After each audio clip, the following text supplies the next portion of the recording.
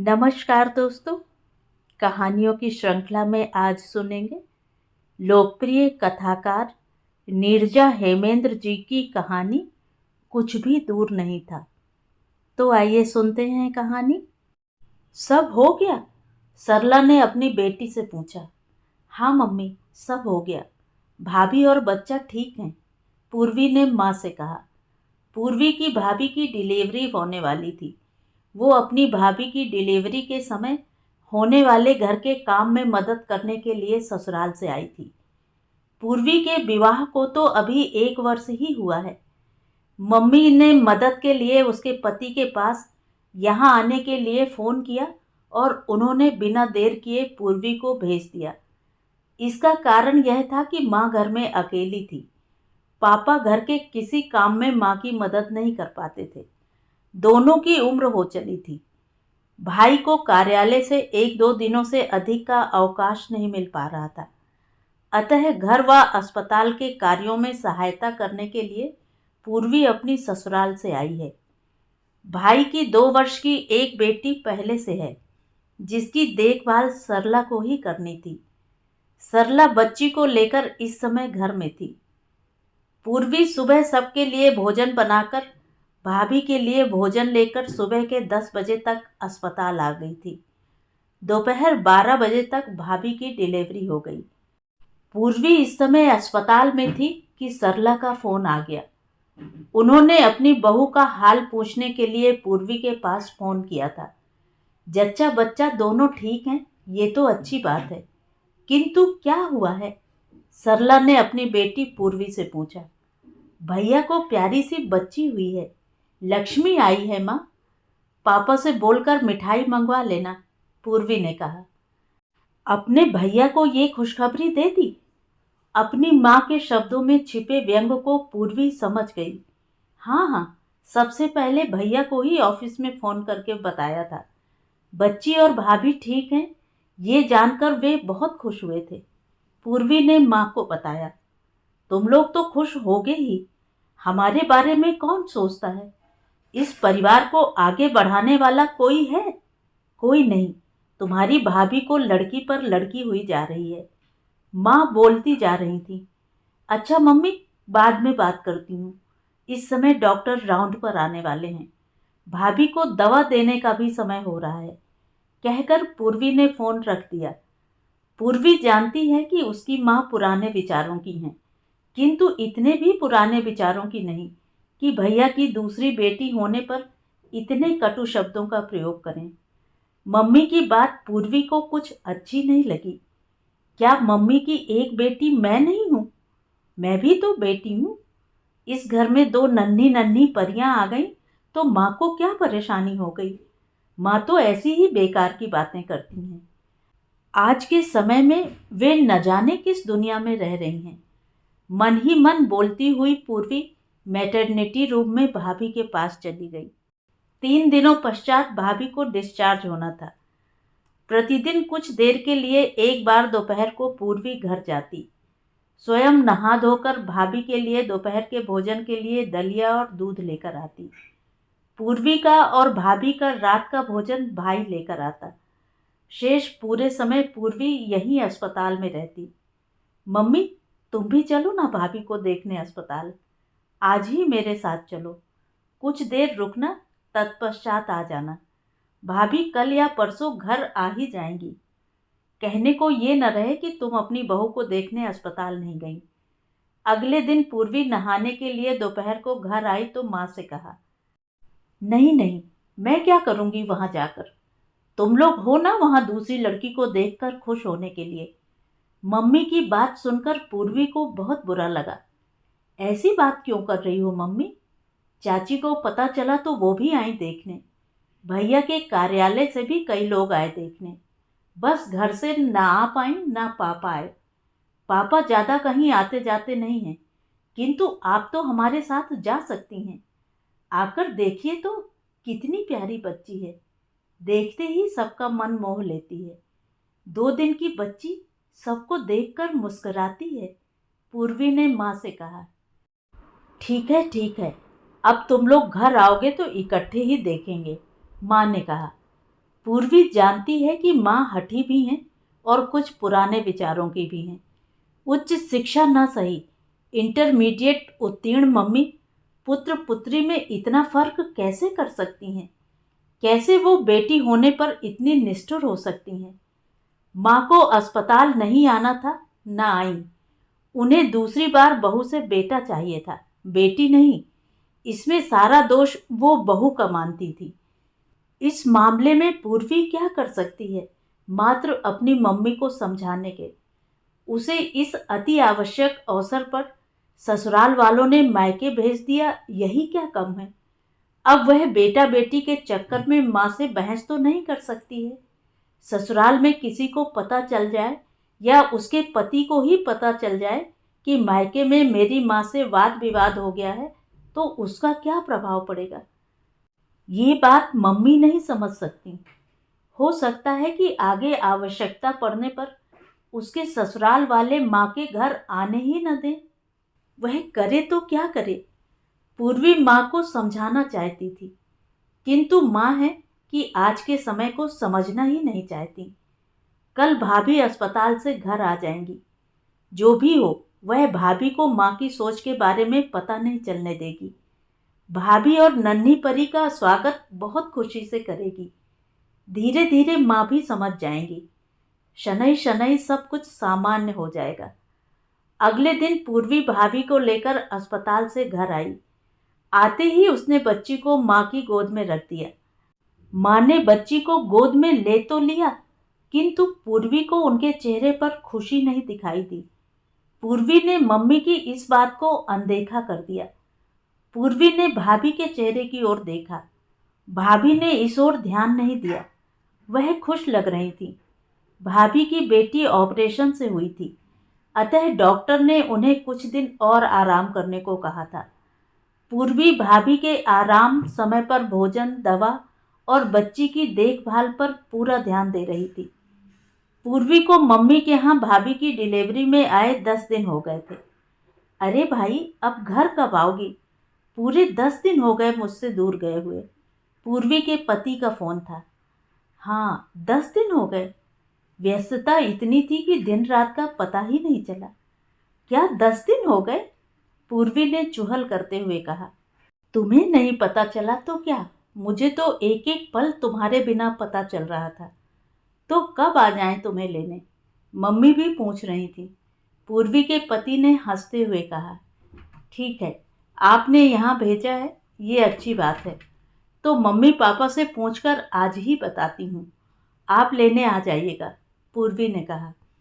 घर में सबका कुशल क्षेम पूछने के पश्चात पूर्वी ने फ़ोन रख दिया। किसका फ़ोन था बेटा?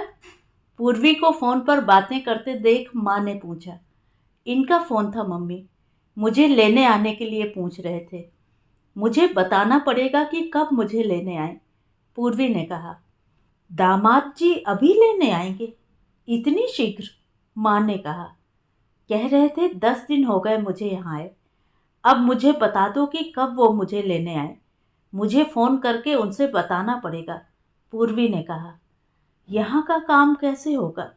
कौन करेगा? थोड़ा और नहीं रुक सकती? माँ ने कहा। अब मेरी या आपकी मर्जी थोड़े ना चलेगी। आपकी आवश्यकता पर इतने दिनों के लिए भेज दिया, यही क्या कम है? वहाँ भी मम्मी अकेली सारा काम संभाल रही होंगी। मुझे उन सब का भी तो ध्यान रखना है। अब बता दीजिए मम्मी, उन्हें कब आने के लिए कह दूँ? पूर्वी ने माँ से पूछा। मैंने तो सोचा ही नहीं था कि तुम्हें जाना भी है, माँ ने कहा तो पूर्वी मुस्कुरा पड़ी। तुम्हें क्या बताना मम्मी कि बेटियों को जाना ही होता है। मायके में माता पिता द्वारा बेटियों को जितना प्यार करना है कर लेना चाहिए, क्योंकि उन्हें एक दिन दूसरे के घर जाकर उस घर को अपना घर बनाना रहता है। पूर्वी ने मुस्कुराते हुए कहा। ठीक है बेटा, तुम दामाद जी को परसों बुला लो। तुम एक दिन और हम लोगों के साथ रह लोगी, माँ ने कहा। ठीक है माँ, मैं उन्हें परसों आने के लिए कह दे रही हूँ, पूर्वी ने कहा। पूर्वी ने फ़ोन कर अपने पति को माता पिता की ओर से उसे लेने परसों आने के लिए कह दिया। पूर्वी के जाने की बात सुनकर भाई भाभी थोड़े से उदास दिखे। भले ही उन्होंने सबसे अपनी उदासी छिपा ली थी, किंतु पूर्वी से उनकी उदासी कहाँ छुप पाती। भैया, मैं कुछ दिनों में फिर ससुराल में सबकी सहमति लेकर आऊंगी। आप कुछ दिनों तक भाभी के स्वास्थ्य का ध्यान रखिएगा, फिर भाभी सब संभाल लेंगी। माँ की किसी बात को दिल से न लगाइएगा, धीरे धीरे वो सब कुछ करेंगी, सब ठीक हो जाएगा। पूर्वी ने अपने भैया से कहा। हाँ पूर्वी, तुमने इस कठिन समय पर आकर मेरे घर में सब कुछ संभाल लिया। मैं चाहता हूँ कि प्रत्येक बेटी तुमसे सीखे, तुम्हारी जैसी बने। अच्छा पूर्वी, अब मैं तुम्हारी विदाई के लिए कपड़े, मिठाई, फल आदि चीज़ों की व्यवस्था कर दूँ। अभी तक हम सब नवजात के कार्यों में व्यस्त थे, अब थोड़ा समय मिला है तो तुम्हारे लिए कुछ तैयारी कर दूँ, भाई ने पूर्वी से कहा। भाई की बातें सुनकर कुछ क्षण के लिए पूर्वी भावुक हो गई, पुनः स्वयं को संभाला और भाभी के कमरे में चली गई। मम्मी, ये लो, बच्ची की मालिश कर दो। प्रतिदिन लगभग इसी समय एक बार इसकी मालिश कर दिया करो। भाभी के कमरे से बच्ची को गोद में लेकर पूर्वी आई और बीच के कमरे में तख्त पर बैठी अपनी मम्मी की गोद में दे दिया।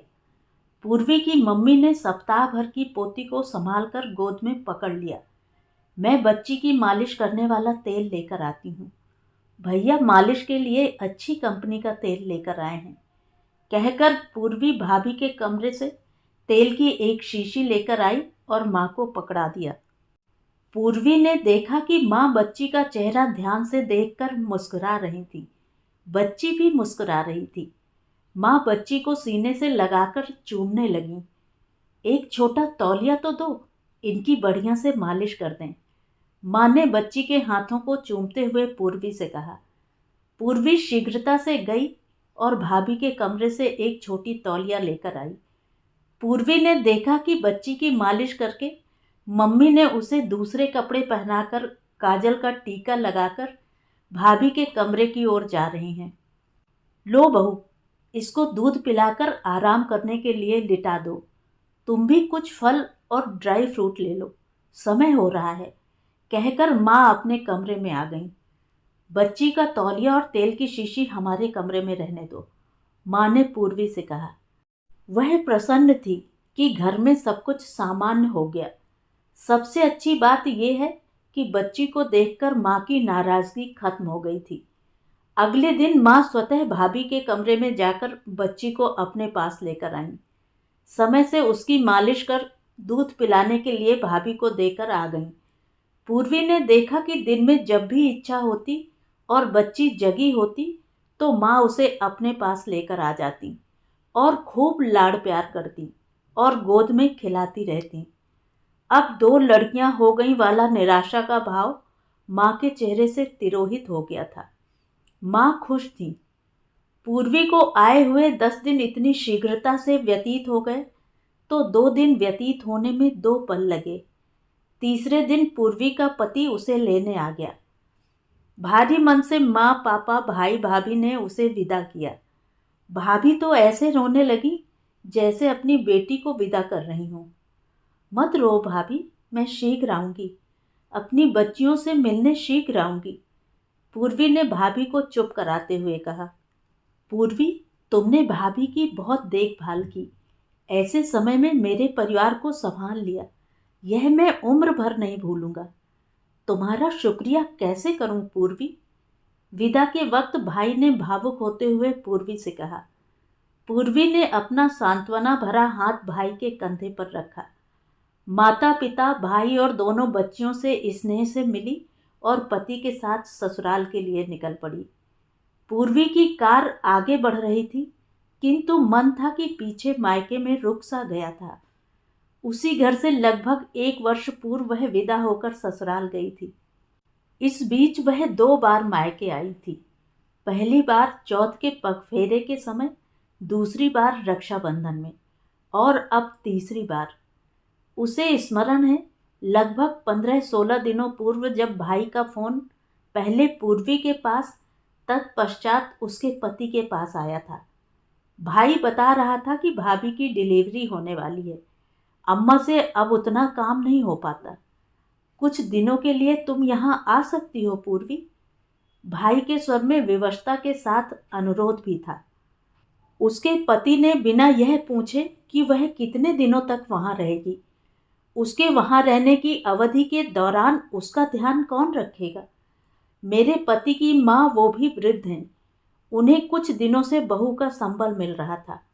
वो अकेले कैसे सब कुछ संभालेंगी? जैसे अनेक प्रश्न और समस्याएं थी जिसे पूर्वी के पति ने नहीं पूछा।